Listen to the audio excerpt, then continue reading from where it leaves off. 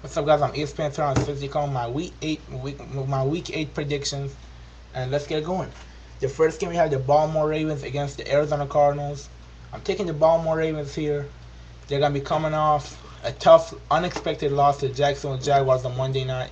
So they're gonna be coming here playing with a lot of power, a lot of vengeance. That defense will rebound again and they're gonna be throwing the kitchen sink at Kevin Cobb and making life difficult for that Arizona Cardinals offense. And that offense, Ray Rice will come alive again. They'll get that tempo and they'll open up the passing game, and the Ravens beat the Cardinals. Next year we have the Houston Texans against the Jacksonville Jaguars. Jaguars again coming off a big win at home against the Baltimore Ravens. So they're gonna be coming here they're gonna be here with a lot of momentum, and I think they'll carry on. They'll get the upset win or the Houston Texans on the road. I think they'll be able to get that rushing game going, spread that 3-4 defense, and Blaine Gabbert, you gotta take everything that defense gives to you, and that I think he will do that. His coaches will do a good job of telling him to do that, and that will build up his confidence. So then he'll be able to start attacking that defense when he can find wide open receivers and wide open spots where he can throw the ball. That's why I'm going with Jacksonville here, and Maurice Jones-Drew will get him off to a fast start. Next game we have the New Orleans Saints against the St. Louis Rams. I'm taking the Saints here. Last week, Pete Carmichael showed that he knows the that he knows that playbook, and he knows how to call a good game plan. So look for him and that Saints offense to execute another good game plan and come in with another blowout victory against the Saints. Score a lot of points. You got that 1-2 punch with Mark Ingram and Darren Sproles. So I expect the Saints to use that a little bit more and set the tempo for the rest of the game, and that'll get them going. And that passing game, Marquise Colston, how Jimmy Graham is playing, how Drew Brees is throwing those balls and fitting him in tight spaces, and how that offense is rolling. The Saints are gonna take this game easily against the Rams. Next game, Buffalo Bills against the Washington Redskins. I'm taking the Buffalo Bills here. I think they'll be able to come away with a victory against the Washington Redskins. They're coming off a loss, so expect them to be playing a little bit harder. That running game, Fred Jackson, he'll get it going and set the tempo, and that offense will be rolling for the rest of the game. And defense execute your plays, stop Hightower. He's a tough runner. He can get extra yards to stop him. And other than that, the Buffalo Bills are good, and they will be able to win this game. Next game, we have the Pittsburgh Steelers against the New England Patriots.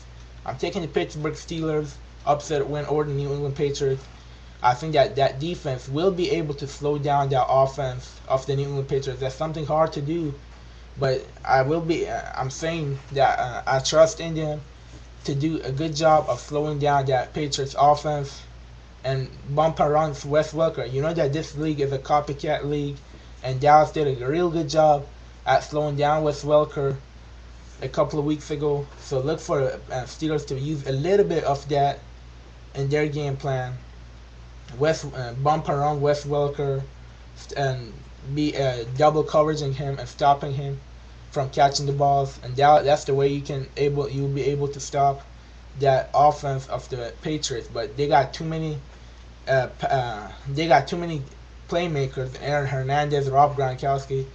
So, but I still trust that defense. I still think they're gonna be able to slow down that Patriots offensive attack, and then that offense of the Steelers.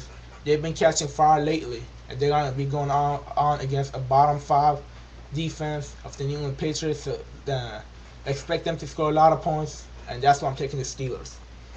Next game, we have the San Francisco 49ers against the Cleveland Browns. I'm taking the 49ers here. That rushing game will give them the tempo again, and they're coming off a bye, so they're already rested. They're going to come here, get that win. That rushing game will get them the tempo and get everything set up for them. and they're gonna be able to get that passing game going. That defense will be able to shut down that Browns offense for most of the game and not allow any big plays. And the 49ers will take this game against the Browns. Next game we have the Carolina Panthers against the Minnesota Vikings.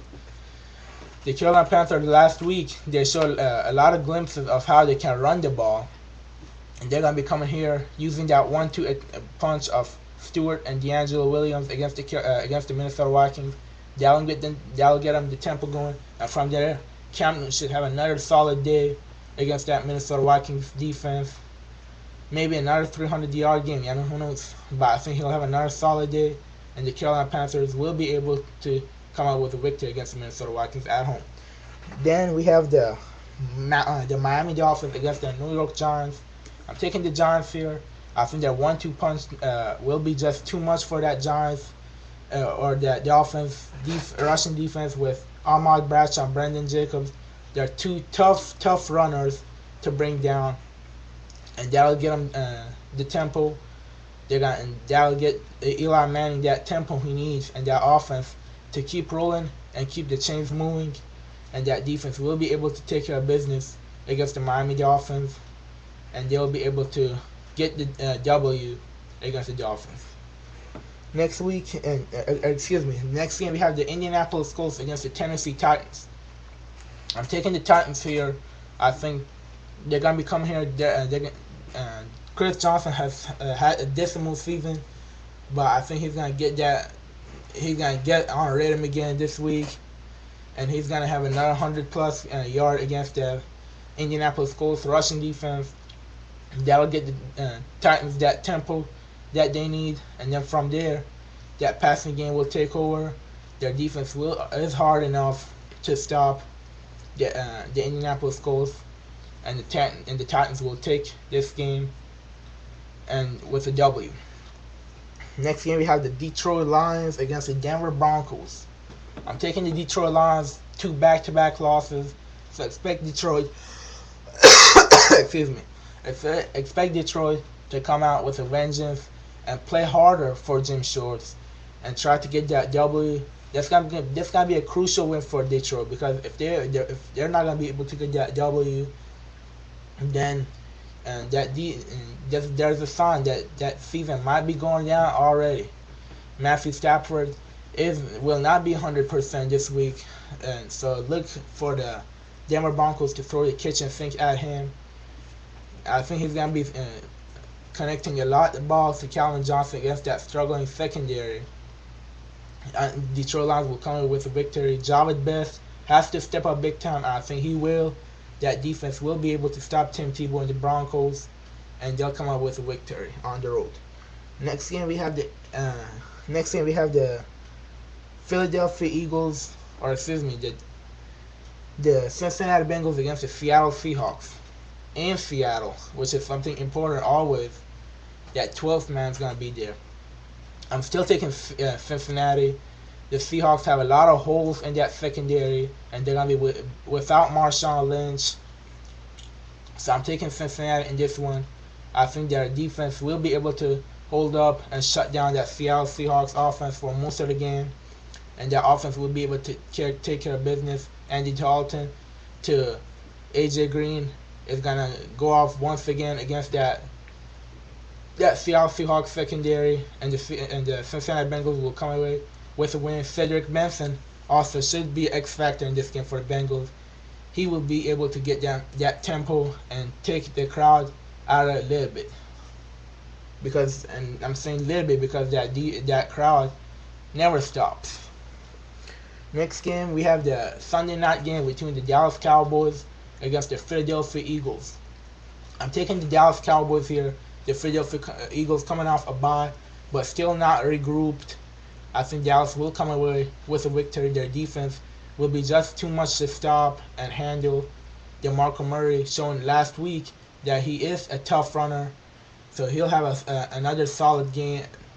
And with Felix Jones, they'll split carries, but I think both of these runners will have a lot of gain in this game, and they'll get the tempo going for that Dallas Cowboys offense. And expect the Cowboys to take a lot of chances on Nnamdi Asomugha. He hasn't showed enough evidence that he can play the ball when it's in the air this season. So you may see the Cowboys take a lot of chances on him and put Des Bryant where on Nnamdi Asomugha, because he is the most physical receiver out of all those Cowboys receivers.